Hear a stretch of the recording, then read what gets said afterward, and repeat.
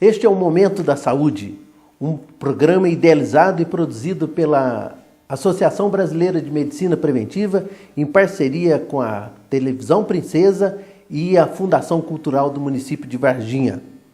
Hoje temos aqui, para nossa alegria, a psicóloga Tanit Miranda.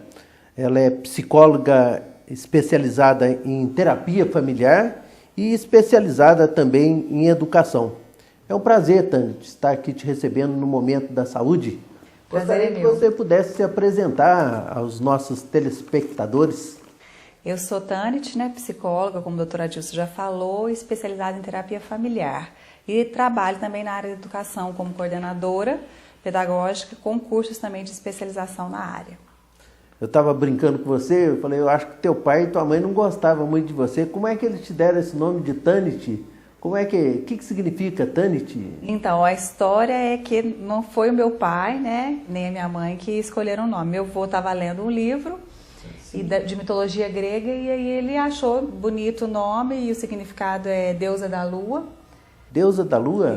Dos cartagineses. É chique mesmo, hein, e aí ficou esse nome, mas assim, eu acho um nome forte, um nome curto e assim, acho que foi a minha cara. Se tivesse outro nome, não ficaria assim tão parecido comigo, com a minha personalidade. Era para ser Patrícia, e ficou Tanit. A única que eu já ouvi falar é doutora Tanit, mas eu acho que eles pronunciam doutora Tani, que é especialista em zumbido, se eu não me engano, em São Paulo. Tá certo. Tanit, me fale um pouco mais sobre você, já que nós vamos falar sobre nosso tema de hoje, é sobre família. Como que é a sua família? Qual que é a sua... A minha família de origem, a gente veio de Curitiba. Certo. A minha mãe fez medicina no Paraná e meu avô teve uma transferência do banco e veio para Minas Gerais. E fui constituir, então, minha família hoje nuclear em Alfenas, que foi quando eu conheci meu esposo, que sou casada há 12 anos, tenho 2 filhos, o Samuel que tem 11 e a Sofia que tem 6 anos. E estamos na caminhada do casamento, que é uma construção diária, de comunicação, de amor, de ajustes. Essa é o básico da minha história. Então manda um abraço aí para o Samuel, para a Sofia. Mandar um beijo para o Samuel, para a Sofia, e para o meu esposo também, para o Dalton. O Dalton também é nosso amigo pessoal. Tanit, dentro dessas vertentes da Associação Brasileira de Medicina Preventiva, a gente aborda essa questão ecológica, a questão física, a questão mental, que hoje principalmente essa parte que nós vamos estar conversando, e a questão até da situação mística, da situação espiritual que as pessoas vivem. O que você acha dessas 4 vertentes aí para a saúde, para a prevenção da vida familiar? Então, eu acredito que nós ficaríamos assim dentro do trabalho da terapia familiar muito focados na questão mental e espiritual, que é da transcendência. Porque eu acho que o ser humano hoje, para trabalhar essa prevenção, principalmente dos problemas de relacionamento, ele tem que conseguir ter saúde psíquica e ele tem que conseguir ter esse contato com esse ser superior, dentro da sua religião, buscar esse Deus e ver o que ele pode fazer nessa busca com esse ser superior para ser uma pessoa melhor aqui na convivência com as pessoas. Dizem que Freud inventou essa história do inconsciente. O Jung, ele inventou a história do inconsciente coletivo. E a terapia familiar? Quem são os precursores? Quais são as bases para a terapia familiar? Ela surgiu em 1950, em Palo Alto, na Califórnia, com o principal precursor, nesse momento, foi Gregory Bateson, e alguns colaboradores que faziam um trabalho com famílias de esquizofrênicos. E aí eles foram fazer um estudo e fazer esse trabalho, e começaram a perceber que o trabalho não podia ser focado no sintoma da família, o esquizofrênico, ou problemático, ou aquele que estava apresentando o sintoma no momento, mas que eles tinham que perceber que ele estava inserido num sistema e ele era resultado e ele era consequência né, daquela situação. Então era uma responsabilidade que deveria ser compartilhada por todos. Surgiu lá. Bom, dizem que quando alguém na família está doente, as plantas não ficam bem, os animais que existem na família, da convivência, que nem os vizinhos às vezes ficam bem. O que você pode me dizer nessa questão da abordagem integral da família, da pessoa? Você considera significante essas afirmações que nós fizemos, Tanit? Com certeza eu considero, eu acho que esse foi um dos motivos que dentro da psicologia eu escolhi essa abordagem, que é a abordagem sistêmica, né? Eu acredito que o ser humano está inserido num sistema, o ser humano sistema, que está no sistema família, que está no sistema sociedade, que está no sistema mundo, e ele é consequência disso, e se ele de alguma forma está sofrendo, as pessoas que convivem com ele naquele sistema, de alguma forma os bichinhos, sentem. Os animais de estimação, você percebe alguma diferença? O relato das pessoas que te trazem aqui para o teu consultório? Olha, eu acredito que sim. Lá em casa nós temos também um cachorrinho, né? E eu acho que ele não só sente, ele não só sente, como o cachorro ele precisa dessa interação. Tanto que se você for no veterinário, o cachorro que está mexendo, que está mordendo, que está fazendo bagunça, ele vai te receitar que você tem que conviver mais com o cachorro, que você tem que levar o cachorro para passear, que ele tem que desestressar. Então a importância desse relacionamento é para todos e todos sentem. Se uma parte do corpo está sofrendo, então todos sofrem junto. Todos sofrem. Bom, estamos conversando aqui com a Tanit Miranda, é a psicóloga clínica, e estamos conversando sobre a questão da família. Continuaremos essa nossa conversa, espero você no nosso próximo bloco.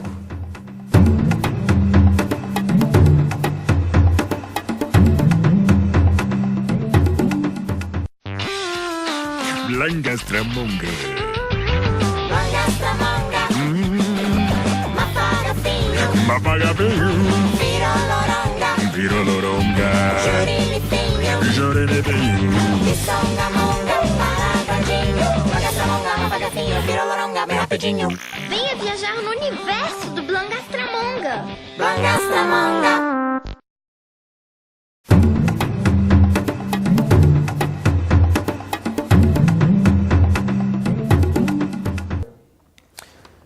Na família, as pessoas acabam passando para os outros esses sentimentos.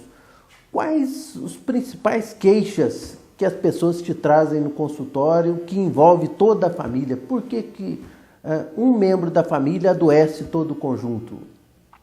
Então, dentro dessa pergunta das principais queixas, né, eles procuram mais ou porque um filho está apresentando algum problema, seja de comportamento, seja na escola, seja relacionado a algum vício, ou problemas mesmo entre o casal, de relacionamento. Hoje é muito costume, né, a questão na família do filho estar usando brinco, a questão das tatuagens, né? Qual seria o tipo de orientação? É uma questão até cultural, mas é um susto, né, para quando o pai, a mãe chega e o filho, a filha está usando brinco, piercing, tatuagem. Qual as considerações que, dentro dessa abordagem de terapia familiar, como que o pai e a mãe podem lidar com isso na família, Tanit? Então, normalmente eu oriento que o pai ele tem uma análise da situação.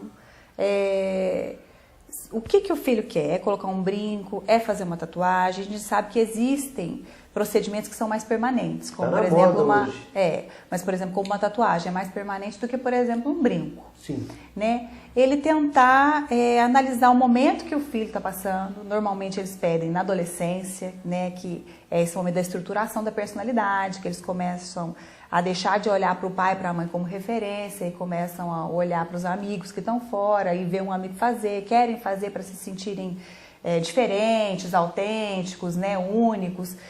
Tentar negociar com o filho. Aquilo que é permanente, vamos deixar um pouquinho para frente para que ele tenha condição de ter certeza se é isso que ele quer.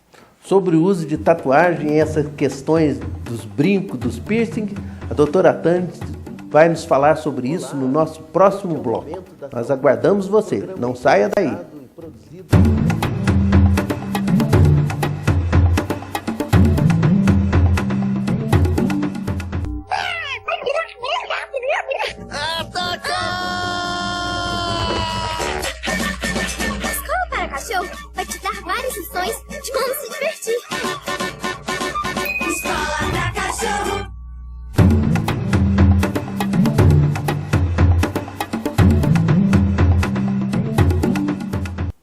Esse é o nosso momento da saúde, uns momentos agradáveis em que passamos discutindo sobre os temas os mais diversos possíveis, no sentido de fazer com que as pessoas aprendam a viver mais e aprendam a viver muito melhor. Doutora Tanit, e a questão dos piercing, dos brincos, das tatuagens, nós poderíamos falar um pouco mais sobre isso? Eu acho que nessa fase de adolescência, a pressão excessiva só dificulta o relacionamento, né? Então, eu acho que é conversar, analisar, como eu tinha colocado a questão daquilo que é permanente, tentar negociar com o filho. Não, espera, você está com 15, vamos esperar você chegar a 18 anos, com 18 você vê se você quer colocar tatuagem, porque a gente sabe também que essas coisas hoje dificultam numa entrevista de emprego, né, na questão do trabalho. Agora, talvez um brinco ou outra, uma coisa que não seja assim tão permanente, ter uma boa conversa com o filho, explicar, querer entender o porquê que ele quer utilizar aquilo. E isso, para mim, também é uma consequência dos relacionamentos, né? Muitas pessoas falam assim, isso é geral, né? Todos os adolescentes que não querem colocar. E não é uma questão muito assim fechadinha, receitinha de bolo. Existem famílias e famílias, cada caso é um caso, né? E eu acho que o importante disso tudo é a comunicação e não simplesmente falar não e não ouvir. Nós somos seres únicos, né? E essa abordagem, até para a questão da autoestima das pessoas, é extremamente importante.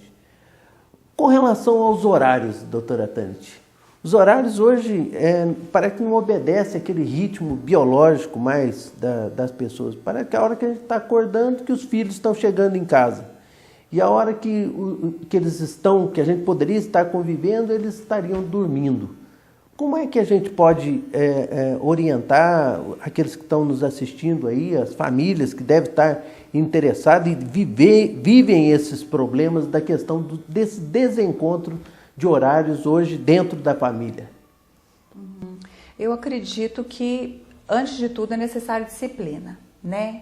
Vão existir os horários que eles vão poder chegar mais tarde. E vão poder chegar mais tarde até um certo horário, também dependendo da idade. Ou fico muito tempo na televisão, no computador, no videogame. Exatamente. Então, eu acho que é ter uma disciplina, firmar um acordo com eles, ter um horário, por mais que seja tarde, para chegar. E esses pais, querendo ou não, aqueles que acompanham mesmo, gostam de ver como é que o filho chega, né? Saber aonde o filho está. Tudo isso vai estar ajudando ao pai a deixar ou não deixar esse filho, né, sair e que horas voltar. Ainda mais nesse tempo de violência que a gente tem, né, não é viver neurótico com medo de tudo, mas é saber criar sistemas também para que possa ser mais tranquila essa saída, essa volta, e que o filho também sinta que tem regras dentro da casa. Parece, então, que nós vivemos dentro da família hoje em dia numa situação de guerra, que a gente tem que estar negociando, que há conflitos de interesses, aquilo que os pais querem, aquilo que os filhos desejam, e a influência, principalmente do coletivo, a influência da turma de uma maneira geral. Parece que o comportamento e a turma tem uma influência muito grande sobre esses jovens, sobre esses adolescentes. Como é que a gente faz para lidar? Eles falam assim, mas todo mundo faz isso. Então, como se o comportamento seu é muito mais primado pelo coletivo, pela turma que aquela pessoa frequenta, e não sobre a orientação dos pais. Então, eu coloquei que na adolescência é esse momento em que eles deixam de olhar para os pais, para olhar para o mundo exterior, que é o mundo lá fora. Só que, se esse percurso até a adolescência foi um percurso funcional entre pai e filho, né, entre mãe e filho e filha, vai ser um momento mais tranquilo. Embora tenha suas turbulências, vai ser mais tranquilo, eles não conseguirem entrar mais em acordo.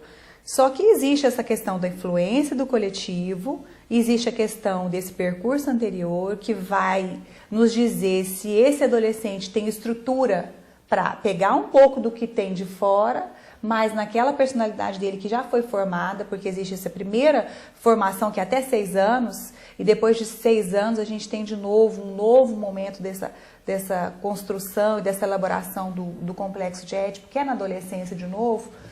Explica o que é complexo de Édipo para as pessoas que estão nos assistindo. Então, o complexo de Édipo é aquele momento em que, por exemplo, a menina, né, ela, de alguma forma, ela admira o pai, né, existe aquele amor pelo pai, mas ela percebe que para ter aquele pai, ela vai ter que seguir o modelo da mãe, né? E que futuramente ela vai encontrar essa pessoa e ela vai poder ter a vida dela. Geralmente a pessoa escolhe com quem ela vai viver, escolhe a mulher o mais parecido com a mãe. E a mulher sempre escolhe o seu parceiro mais parecido com o seu pai. Será que isso dá certo? Então, e com o menino a mesma coisa que eu estava falando do complexo de Édipo. Ele tende a se apaixonar pela mãe, não é esse amor, essa paixão que a gente entende de homem e de mulher, mas é uma paixão como se ele fizesse para ele uma idealização.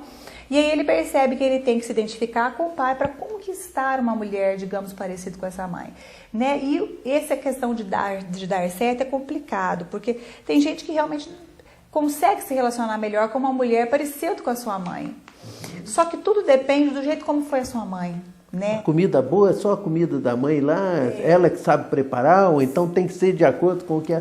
Aí os casais têm essa dificuldade. Se for para você casar com essa ideologia de que o outro tem que ser igual, você já entra com dificuldades. Por quê? Você tem que ter consciência. Já começa a fazer uma amizade exagerada com a sogra, já não dá certo. Então. Tem que entender, né? Quem que é essa pessoa, eu dou certo com essa pessoa, e conhecer o sistema família dessa pessoa, isso é muito importante.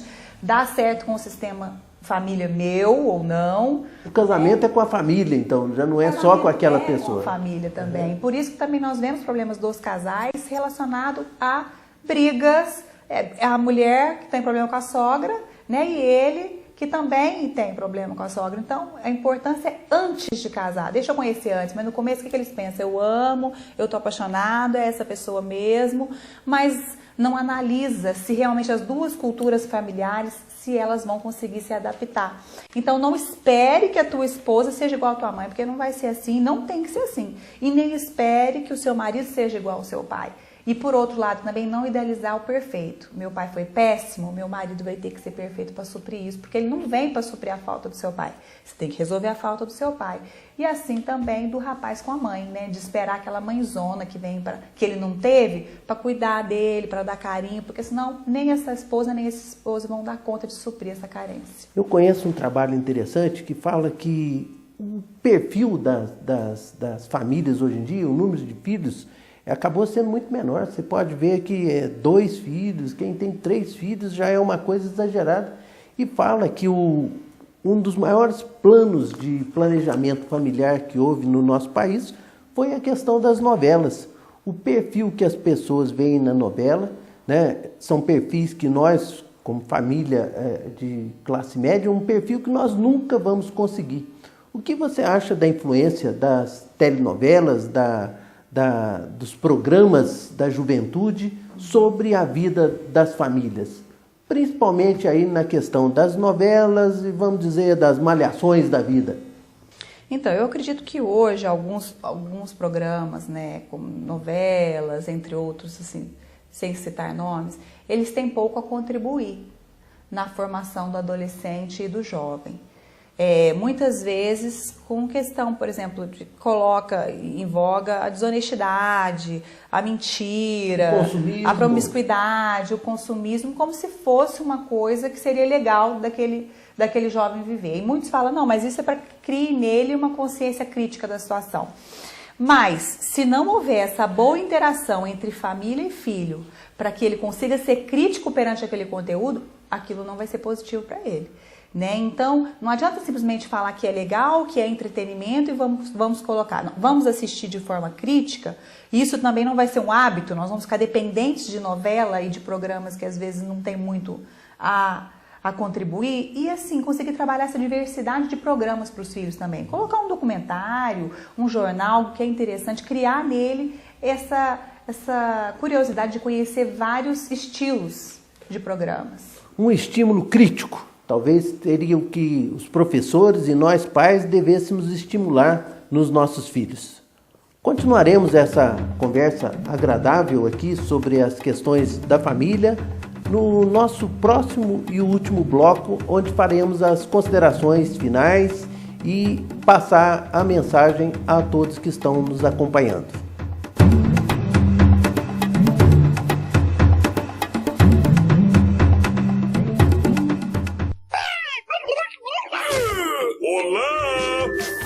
catapultas e carrapatos, carrapatos e catapultas.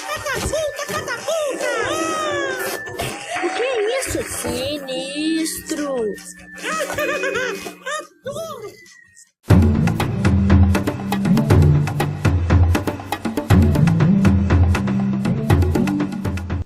Estamos de volta com o programa Momento da Saúde. Hoje estamos conversando sobre terapia familiar com a doutora Tanit Miranda, especialista em terapia familiar integral, sistêmica.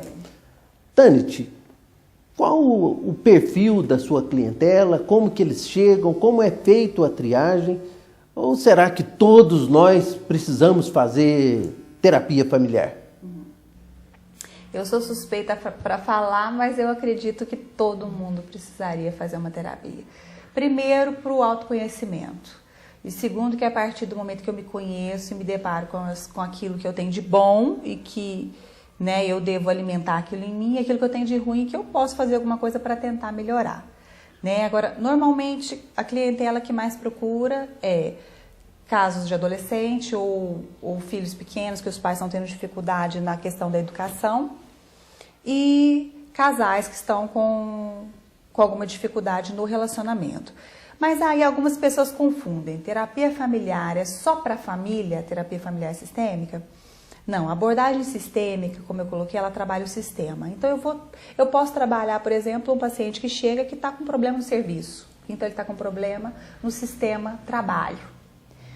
Eu vou focar só no trabalho? Não. Por isso que eu te falo da amplitude dessa terapia. Existe uma pluralidade de causas. Eu vou querer entender o sistema família, para entender o sistema indivíduo hoje, porque ele é assim, entender como ele reage a esse sistema, hoje trabalho, que ele está tendo problema, e se o sistema trabalho está de alguma forma, com algumas ações que está gerando nele essa reação negativa ou não. Vou perguntar diferente. Você acredita que o maior problema das famílias ele está no bolso, na parte financeira, ou o problema está na cama? Olha, eu acho que a questão financeira atinge muito a questão... É onde começa? É onde começa. Não é assim, eu me dou mal na cama e esse é o grande problema. Não, existem outros fatores que acabam atingindo a cama. Então, por exemplo, você não está tão bem, você não admira teu marido, isso interfere no teu desejo sexual pelo marido. Entendeu? Então, no final vai desaguar na cama, mas são em outros fatores. Antes de haver o problema da sexualidade, há uma série de outros problemas que antecedem essa vida íntima entre os casais. Quais são as recomendações, o que você poderia dizer para o nosso público para como se ajustar? O casal, ele estando bem, a sua família vai estar bem também. Quais sugestões, recomendações, qual o incentivo você pode dar aí para aqueles que estão nos acompanhando neste momento? Para aqueles que vão casar ainda, é se conhecer melhor antes de casar. Conhecer a família do outro e fazer terapia para ver se realmente esse caminho do matrimônio no momento com essa pessoa é a escolha mais acertada. Né? Para aqueles que já estão casados, vir para a terapia para conhecerem esse relacionamento e entenderem no que cada um está errando e parar de culpabilizar, responsabilizar o outro, esperar que o outro melhore para que o casamento dê certo. Eu tenho que mudar. Se eu consigo mudar muitas vezes a parte, eu trabalho no todo.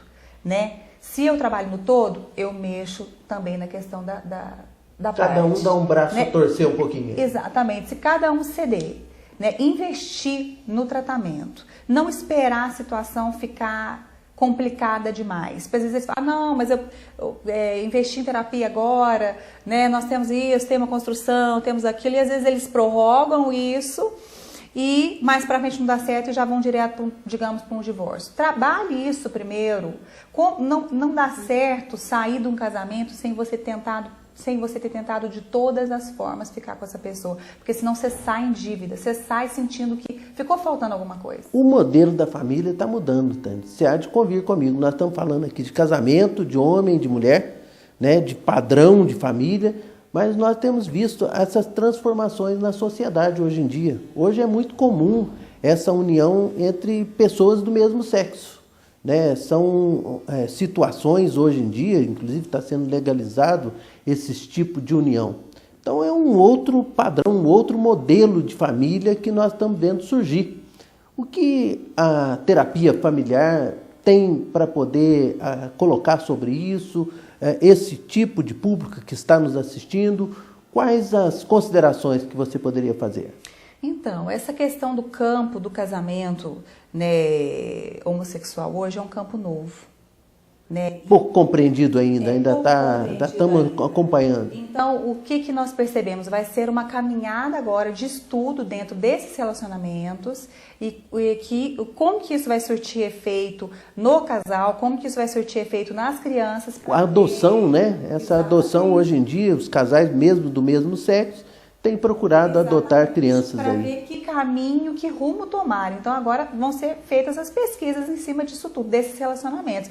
Mas a priori é trabalhar o casal dentro do seu relacionamento, também do seu sistema família e trabalhar a comunicação como nós trabalhamos para os outros casais.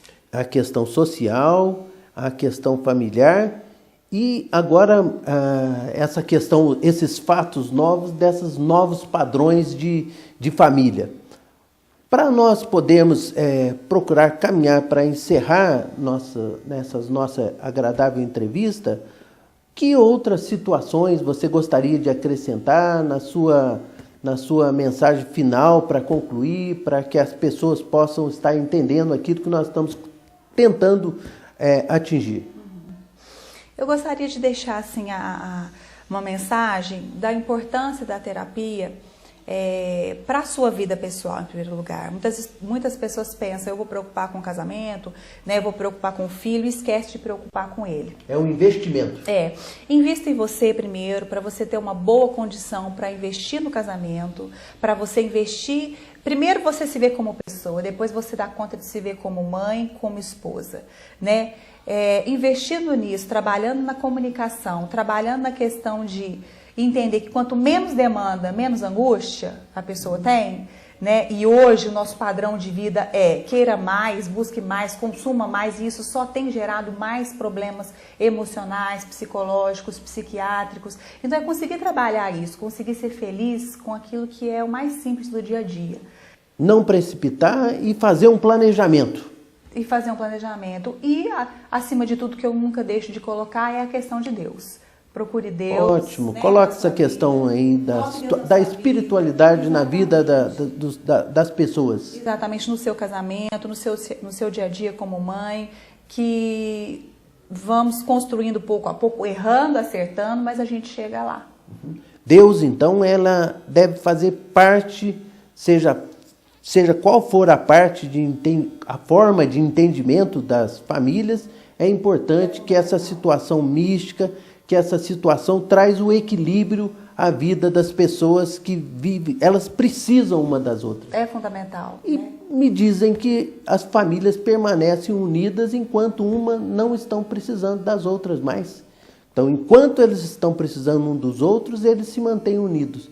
E a tendência das famílias, ao final das contas, é dispersar. É isso mesmo? É muito cruel isso? Nós percebemos muito isso. Enquanto está tudo muito bem, é prazer, é lazer, parece que existe mais motivo para briga e para problema. Quando existe um problema sério na família, eles se unem e param de olhar para pequenas coisas que não têm tanta importância.